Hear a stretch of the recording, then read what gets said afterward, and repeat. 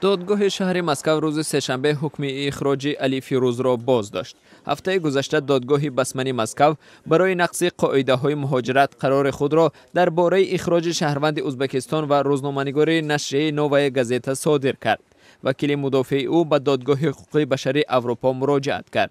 علی فیروز از آن نگران است که اگر به وطن برگردد او را با همکاری با سازمان‌های تروریستی متهم می‌کنند. دادگاه اروپایی تا اعلان حکم خود اخراج علی فیروز را از روسیه منع نمود.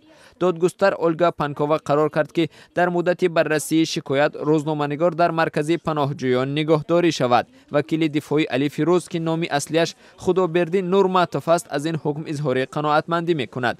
با گفته او ممکن است بررسی پرونده در دادگاه حقوق بشر اروپا تا 2 سال ادامه کند. حکم دادگاه معنی آن را دارد که نورماتوف به ازبکستان اخراج نمی شود. این خیلی خوب است. علی فیروز در آلتای به وای رسیده است و مادرش شهروند روسیه می باشد. او سالهای زیاد در ازبکستان زندگی کرده، بعداً به روسیه برگشت و بارها درخواست پناهندگی نمود.